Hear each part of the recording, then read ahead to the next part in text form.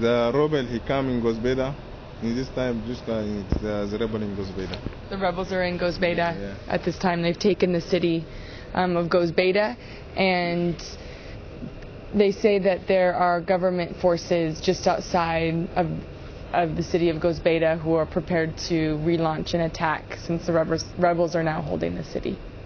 So we are in Abeche still until we know further. It's been, 4 or 5 days that we've been kind of stuck and not able to do what we want to do and not able to accomplish anything that we had planned on accomplishing. But then for most of the people that we're going to go talk to or that we want to go talk to, it's been 4 or 5 years. Yeah. And I mean, to just put this in perspective is really important. We're going a bit stir crazy here, but we can still move around a little bit and everything. And then, being stuck in a refugee camp for 4 or 5 years is hard to imagine. The refugees are they're helpless right now in this entire, I don't want to speak for the exact politics of the rebel movement, but what's happening in Chad is similar to what drove the genocide in Darfur. It's a certain percentage, a certain very low percentage of power-driven individuals. And so, individuals that want to get themselves into power and don't really care about, the hundreds of thousands and millions, the rest of the population that just want to live in peace. So it's frustrating to us because these are events that we have absolutely no control over.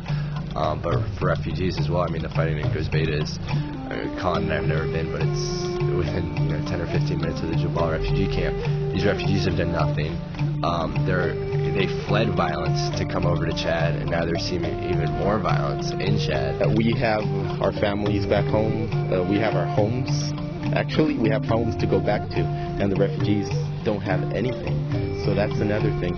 For you, KDJ, that know people in Goz-Beida, that know the refugees they're pretty much live in Goz-Beida. It's just really a little hub to the camp.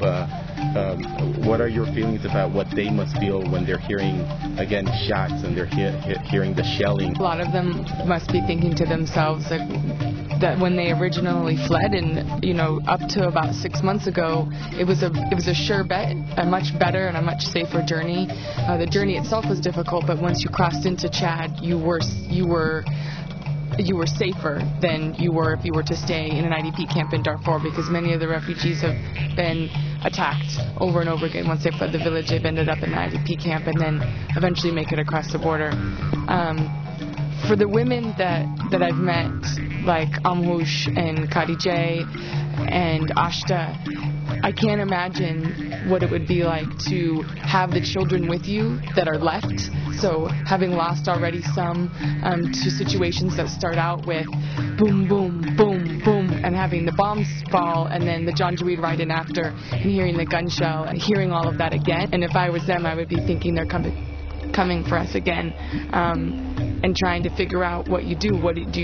Are you fleeing again? Are you leaving the refugee camp? Are you still safe? Are you going to lose another child? I've been thinking a lot about my mom, my dad, my sister, and I told them the last time you guys were here there was a coup, and don't worry, there's no chance that's going to happen again.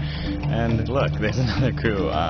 So yeah, it's tough to be here and know that they'll be worrying so much about me. But like you were saying earlier, I'm always going to have that home to return to, and that even though my family's sort of split up because I'm over here, eventually we'll come back together, and and that'll all be sorted out, whether it's days, weeks, whatever. But for refugees, that's not the reality at all. Your family gets split up, you don't know whether you'll see them again. The Darfur conflict is really becoming one that encompasses the entire region. It's not just Sudan now, it's Chad. We've heard a lot about refugees in southern Chad coming over from the Central African Republic. That's something that I think we've ignored and need to look at as well.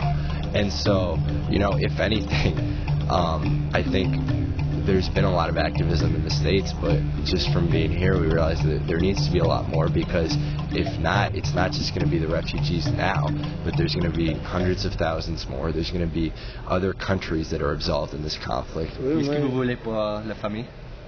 Je voulais la santé pour mes familles et la paix dans ma vie. He wants health for his family and peace in his life. Donc I like peace en anglais, la paix. I like peace in Chad. Peace is good. No like rebels, no like government, army, pim is no good in the Chad. I like peace in Chad.